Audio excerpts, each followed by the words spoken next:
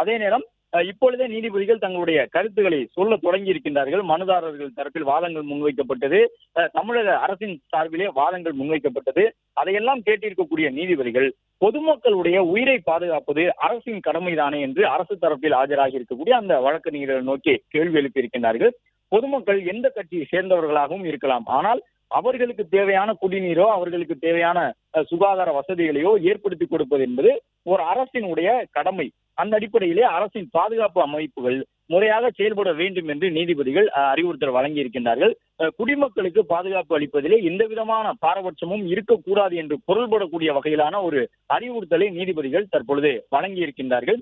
இதே நேரத்தில் தமிழக வெற்றிக் கழகத்தின் சார்பில் தாக்கல் செய்யப்பட்டிருக்கக்கூடிய அந்த முதன்மையான மனுவான சிபிஐ விசாரணை கேட்டிருக்கக்கூடிய மனு குறித்தும் பல்வேறு வாதங்கள் முன்வைக்கப்பட இருக்கின்றன. எனவே அந்த மனு விசாரணைக்கு தற்பொழுது ஏற்கப்பட்டிருக்கக்கூடிய சூழ்நிலையில் இரண்டு தரப்பிலும் கடுமையான வாதங்கள் இருக்கும் என்று எதிர்பார்க்கப்படுகின்றது. ஏனென்றால் அரசின் சார்பிலே மிக தெளிவாக சொல்லிவிட்டார்கள், அரசு தரப்பில் செய்ய வேண்டிய ஏற்பாடுகளை எல்லாம் நாங்கள் முறையாக செய்து கொடுத்து விட்டோம். அதே நேரம் கட்சியாக தமிழக வெற்றிக் கழகம் செய்ய வேண்டிய பணிகளை முறையாக அவர்கள் செய்யவில்லை என்பதுதான் வாதமாக இருக்கின்றது.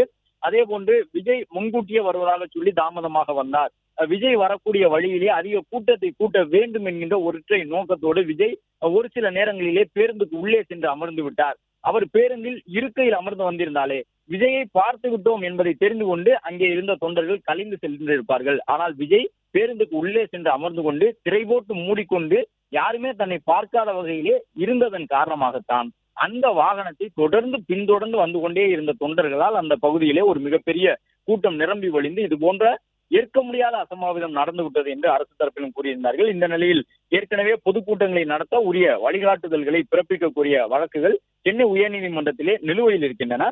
அவற்றில் இந்த மனுக்களையும் சேர்க்க கோரி இடையீட்டு மனுக்களை தாக்கல் செய்யலாம் என்று அறிவுறுத்தல் வழங்கப்பட்டிருக்கின்றது.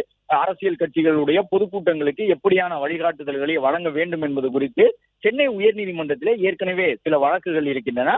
தமிழக வெற்றி கழக கூட்டத்தால் ஏற்பட்டிருக்கக்கூடிய இந்த உயிரிழப்புகளை தொடர்ந்து அதுபோன்ற பொதுநல வழக்குகள் வந்திருக்கக்கூடிய சூழ்நிலையில் அவற்றையெல்லாம் பட்டியலிட்டு ஒன்றாக சென்னை உயர்நீதிமன்றத்தின் மூலமாக விசாரிக்கக்கூடிய வகையிலே இடையீட்டு மனுக்களை தாக்கல் செய்யலாம் என்று நீதிபதிகள் அறிவுறுத்தி இருக்கின்றார்கள். மாநில நெடுஞ்சாலை, தேசிய நெடுஞ்சாலை அல்லது அருகே கூட்டம் நடத்த அனுமதி இல்லை என்பதையும் தற்பொழுது சொல்லி இருக்கின்றார்கள். அதாவது மாநில நெடுஞ்சாலையாக இருந்தாலும் சரி, தேசிய நெடுஞ்சாலையாக இருந்தாலும் சரி, சாலைகளுக்கு அருகே பொதுக்கூட்டங்கள் நடத்துவதற்கு அனுமதி இல்லை என்பதை அவர்கள் குறிப்பிட்டு சொல்லி இருக்கின்றார்கள். மாநில தேசிய நெடுஞ்சாலைகள் அருகே எந்த அரசியல் கட்சிக்கும் அனுமதி வழங்கப்படுவதில்லை என்பதை சொல்லியிருக்கின்றார்கள். அதே போன்று பல்வேறு கேள்விகளும் அடுத்தடுத்து எழுப்பப்பட்டு வருகின்றன.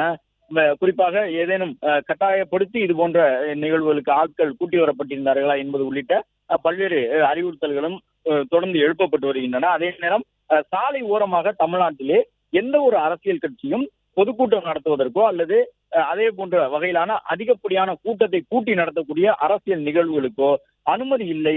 பாதிக்கப்படுகிறார்கள் என்றால் அவர்களை அந்த பகுதிக்கு செல்ல வேண்டும் என்று கட்டாயப்படுத்தியது யார் என்பது உட்பட பல்வேறு கேள்விகளை நீதிபதிகள் தற்போது எழுப்ப தொடங்கி இருக்கின்றார்கள். ஏனென்றால் சிபிஐ விசாரணைக்கு இந்த மனு செல்ல வேண்டும் என்றால், இந்த வழக்கினுடைய விசாரணை முழுவதுமாக சிபிஐ வசம் செல்ல வேண்டும் என்றால் நீதிபதிகள் அதற்கான ஒரு உத்தரவினை பிறப்பிக்க வேண்டும். குறிப்பிட்ட நேரத்திற்குள் விஜய் வராததால் தான் அங்கே இருந்தவர்களுக்கு ஒரு நீர்ச்சத்து குறைபாடு உள்ளிட்டவை எல்லாம் ஏற்பட்டது, இவ்வளவு பெரிய உயிரிழப்பு ஏற்பட்டிருக்கின்றது என்று விஜய்க்கு எதிராக மனு தாக்கல் செய்திருக்கக்கூடிய பொதுநல வழக்குகளில் மனுதாரர்கள் குறிப்பிட்டு சொல்லி இருக்கின்றார்கள். மேலும் நீதிபதிகள் தற்போது கேள்வி எழுப்பியிருக்கின்றார்கள், எந்த இடத்திலே கூட்டம் நடந்தது, அது சாலை என்றால் மாநில நெடுஞ்சாலையா அல்லது தேசிய நெடுஞ்சாலையா என்பது உள்ளிட்ட கேள்விகளை எல்லாம் தற்போது நீதிபதிகள் எழுப்பியிருக்கின்றார்கள். ஆனால் அரசு தரப்பிலே சொல்லப்பட்டிருக்கக்கூடிய அந்த வழக்கறிஞர்களுடைய கருத்து என்பது தமிழ்நாட்டிலே மாநில நெடுஞ்சாலையிலோ தேசிய நெடுஞ்சாலையிலோ எந்த ஒரு அரசியல் கட்சிக்கும் இது போன்ற கூட்டங்கள் நடத்துவதற்கு அனுமதி வழங்கப்படுவதில்லை. எனவே சாலை ஓரமாக இருக்கக்கூடிய மைதானங்கள் உள்ளிட்டவற்றில் தான் அதற்கான அனுமதிகள் வழங்கப்படுகின்றன என்ற ஒரு கருத்தை சொல்லியிருக்கின்றார். பொதுக்கூட்டம் அல்லது எந்த கூட்டமாக இருந்தாலும் தேசிய மாநில நெடுஞ்சாலை அருகே நடத்தப்படக்கூடாது என்பதை நீதிபதிகளும் தற்பொழுது உறுதிப்படுத்தி இருக்கின்றார்கள்.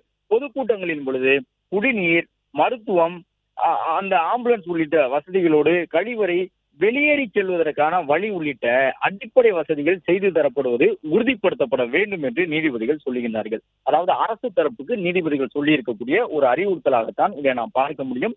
எந்த கட்சியினுடைய பொதுக்கூட்டமாக இருந்தாலும் சரி, அந்த கட்சியினுடைய கூட்டம் நடக்கும் பொழுது அங்கே வரக்கூடிய தொண்டர்கள் வெளியேறி செல்வதற்கான வழியை அரசு தரப்பு உறுதி செய்து கொள்ள வேண்டும். அனுமதி கொடுக்கக்கூடிய காவல்துறையினர் அதற்கான வழிகள் இருக்கின்றனவா என்பதை உறுதி செய்து கொள்ள வேண்டும். அது மட்டுமல்ல, அங்கே வரக்கூடிய தொண்டர்களுக்கு போதுமான அளவுக்கு குடிநீர் வசதி செய்யப்பட்டிருக்கின்றதா, மருத்துவம் ரீதியாக என்னென்ன வசதிகள் செய்யப்பட்டிருக்கின்றன, வரக்கூடிய கூட்டத்தை கையாளக்கூடிய விதமாக அவசர கால ஊர்திகளான அந்த ஆம்புலன்ஸ் வசதிகள் போதுமான அளவு செய்யப்பட்டிருக்கின்றதா என்பதையெல்லாம் உறுதிப்படுத்த வேண்டுமே என்று நீதிபதிகள் கேட்கின்றார்கள். அது போன்ற அம்சங்கள் எல்லாம் இங்கே இருந்ததா என்பதை கேள்வியாக எழுப்பக்கூடிய விதமாக நீதிபதிகள் இந்த கருத்தை சொல்லியிருக்கின்றார்கள். தமிழக வெற்றி கழகத்தினுடைய கூட்டம் நடைபெற்ற பகுதியிலே நிறுத்தப்பட்டிருந்த ஆம்புலன்ஸ் வாகனங்கள் எத்தனை, அல்லது இந்த தமிழக வெற்றி கழகத்தினர் அனுமதிக்கப்பட்டிருக்கக்கூடிய இடத்திலே அங்கே வரக்கூடிய தொண்டர் கூட்டம் வெளியேறி செல்வதற்கான ஒரு வழி இருந்ததா என்பதையும் நீதிபதிகள் கேள்வியாக எழுப்பியிருக்கிறார்கள். ஏற்கனவே கடந்த முறை விசாரணைக்கு இதே போன்ற ஒரு மனு வந்த பொழுது கூட தமிழக வெற்றி கழக தலைவர் விஜயை பொறுத்தவரை அவருடைய